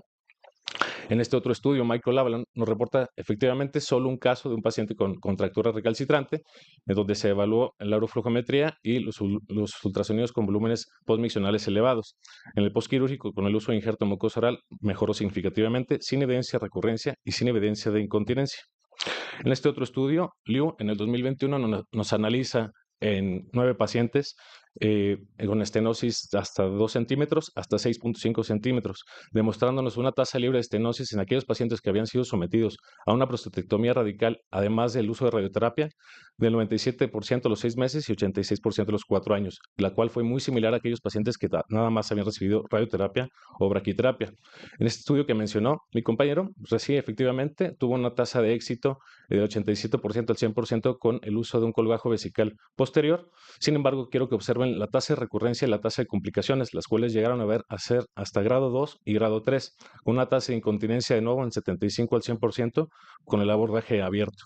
En este estudio, Boskurt en el 2022 realizó injerto de mucosa oral en 11 pacientes con un seguimiento de 33 meses sin evidencia de complicaciones, sin evidencia de recurrencia y sin evidencia de incontinencia de nuevo, demostrando una mejoría significativa en la uroflojometría, mejorando la calidad de vida de estos pacientes. En este otro estudio, en el 2022, Freton realiza un injerto de mucosa oral en un paciente que ya había sido operado con una plastía en YB y presentaba sintomatología a los 9 meses de evolución y con volúmenes submiccionales elevados. Sin embargo, después de la cirugía con injerto de mucosa oral, en un seguimiento de 12 meses, el paciente no presentaba ni recurrencia y un volumen submiccional adecuado. Existen otros estudios donde han reportado abordajes mixtos como endolaparoscópicos. En este estudio, en el 2022, SMETS nos describe en un paciente que se le realizó injerto de mucosa oral por este abordaje, nos muestra la uretrocistografía y la uroflojometría con mejoría significativa, sin evidencia de recurrencia en estos pacientes. En este otro estudio, en Shang, nos demuestra donde hizo un análisis en 105 pacientes con distintos abordajes, donde realizaron injerto de mucosa oral, colgajos vesicales e incluso reanastomosis, demostrando una tasa de éxito para el uso de mucosa oral hasta el 92.9%, además de mencionar que aquellos pacientes con colgajos vesicales ameritaron una reintervención, de la cual unas fueron el injerto de mucosa oral. En este estudio que ya se presentó, sí, efectivamente, se muestra la tasa de éxito, la tasa de complicaciones y la tasa de continencia, donde vemos que el uso de injerto de mucosa oral es hasta del 100% para el éxito, sin evidencia de continencia y sin evidencia de complicaciones. Comparándolo con las otras técnicas de plastía en YB, colgajo de Tanago o YB invertida, pues las tasas de complicaciones son mayores y la tasa de incontinencia es mayor. En este estudio, publicado por Vanessa Viegas en el 2024, nos analizó a 21 pacientes que tenían estenosis, esclerosis recalcitrante, donde se observó que aquellos pacientes que habían sido sometidos a una plastía en YB presentaban una tasa de complicaciones mayor en aquellos pacientes que eran por estenosis de la anastomosis, así como mayor tasa de incontinencia urinaria, mayor tasa de reintervención, concluyendo que aquellos pacientes con estenosis de la anastomosis recalcitrante tenían resultados menos favorables con el uso de plastía en YB. En este estudio, efectivamente, es un estudio un poco heterogéneo, ya que únicamente incluyó a 3 pacientes con el uso de mucosa oral. Y efectivamente, sí, no tuvo falla el tratamiento en 2 de estos 3 pacientes, sin embargo, ninguno de ellos presentó complicaciones ni incontinencia. De acuerdo a la guía americana, realmente no nos menciona qué abordaje debemos realizar, únicamente nos menciona que debemos realizar una cirugía reconstructiva en aquellas estenosis recalcitrantes. Y lo único que compara son las tasas de éxito, ya sea el abordaje robótico, abierto, abdominal o perineal. Entonces, como conclusión, quiero comentar, realmente no existe un manejo estandarizado para estos casos, no existen suficientes estudios que comparen directamente ambas técnicas, y aunque efectivamente la plastía en YB es una de las técnicas más realizadas, no significa que por ser la más realizada, significa que sea la mejor opción para nuestros pacientes, sobre todo en estenosis más densas, más recurrentes y de mayor longitud. Por lo que el uso de la mucosa oral pues, presenta una baja tasa de recurrencia, como hemos observado, una baja tasa de complicaciones y una baja tasa de incontinencia de nuevo. Vemos que desde Sapeshko, Barbagli, Kulkarni, Mori y Mondi se han encargado de mostrarnos que el uso de mucosa oral pues, es pilar en el tratamiento de la urología reconstructiva. Gracias. Muchas gracias, Omar. Cintia, comenzamos contigo. Buenos días. Bien tu presentación, doctor. Defendiste bien tu punto. Como mencionaba el doctor Ramírez, efectivamente sí tienes que diferenciar entre cuál es el contexto del paciente en cuanto a si se trata, a qué procedimiento se le realizó. Creo que es muy importante, pues, en todos los casos, ¿no? Ver todos los antecedentes del paciente, qué cirugía tuvo, todos los factores que mencionaron en la revisión de los artículos en cuanto al sangrado que tuvo, si fue, por ejemplo, por resección transuretral o por los tipos de energía que actualmente se están utilizando, el uso de las camisas, los tiempos de isquemia, el tiempo de sangrado, el tabaquismo, que es uno de los factores que también se ha visto bastante relacionado, porque de ello también van a depender los resultados, ¿no? Incluso si tú llegas a utilizar la mucosa, también influye el tabaquismo en el uso también de la mucosa oral. Entonces sí hay que considerar todos estos. También pues la habilidad que tengas en cuanto a las técnicas, sí estudiarlos muy bien, precisamente hablando en cuanto a la longitud, a los recursos que que se tengan. También el periodo y cuánto tiempo vas a esperar para poder hacer la reconstrucción.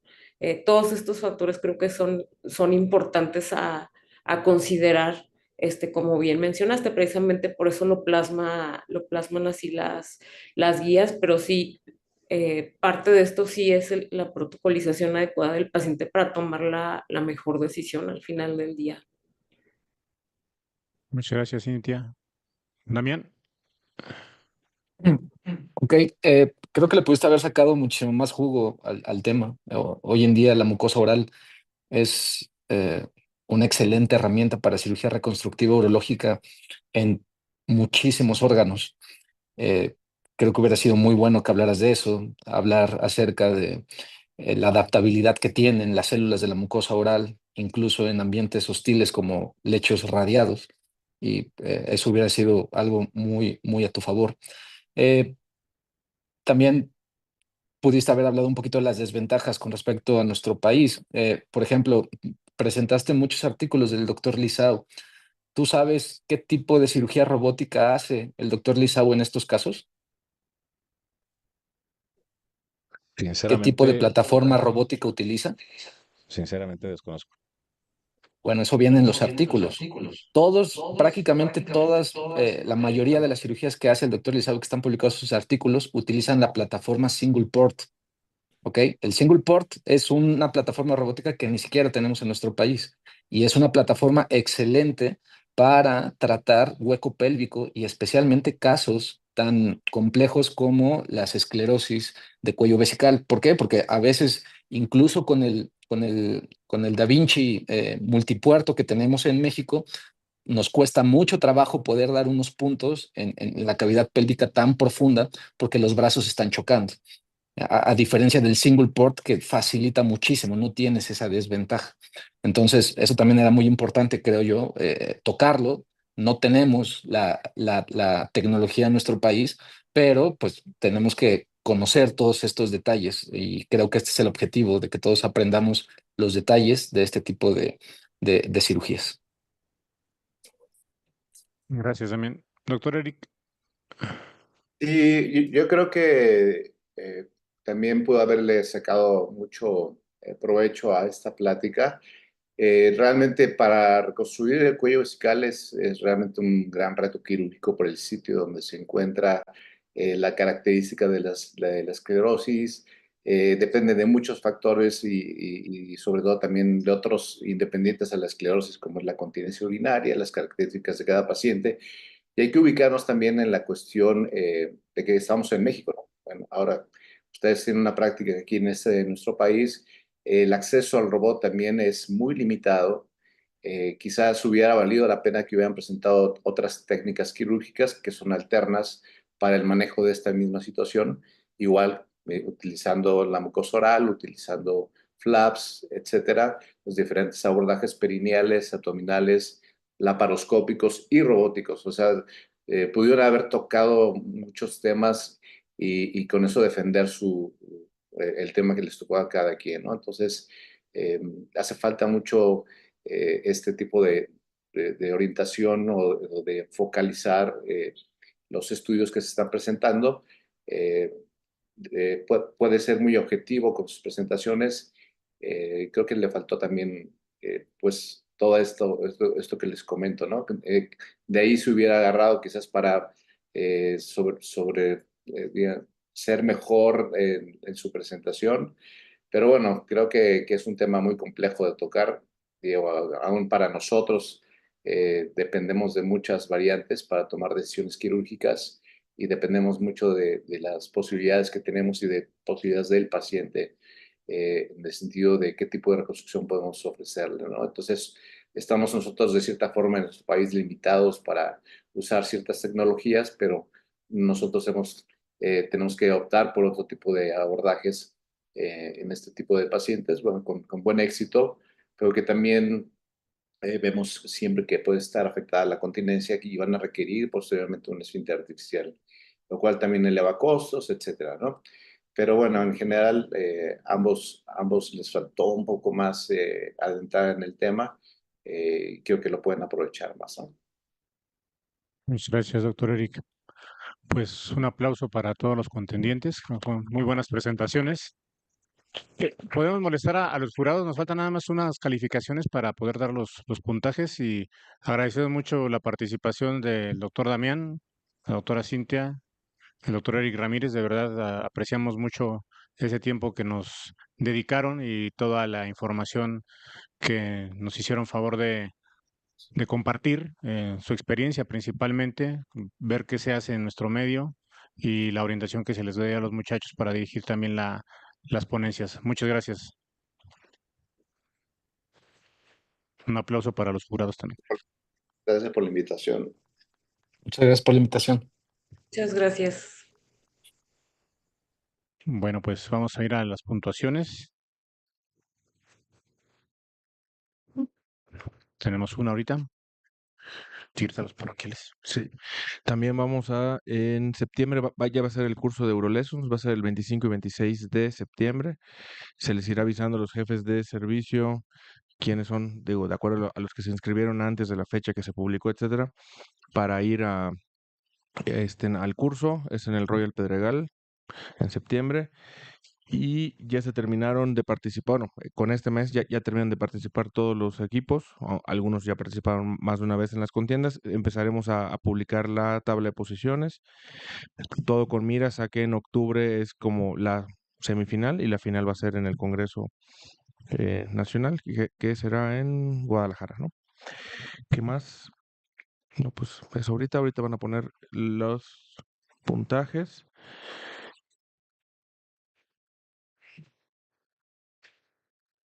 Minuto.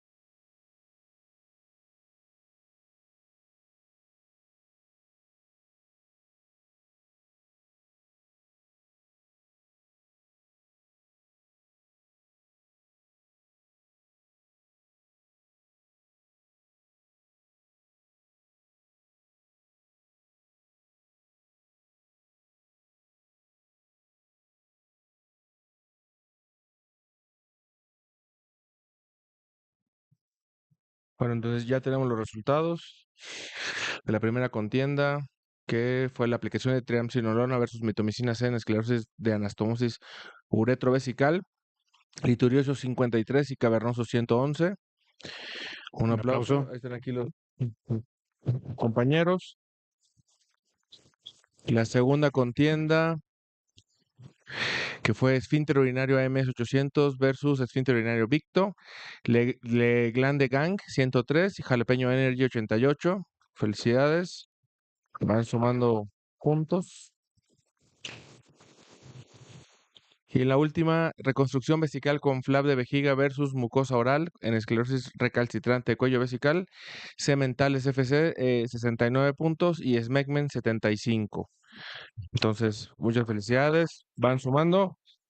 Vayan checando. Ya recuerden que es acumulación de puntos para ya poder Entrar a la liguilla. Entrar a la liguilla y luego a la final. ¿Va? Pues muchas Bueno, gracias. ánimo. Y hasta la próxima. Gracias. Una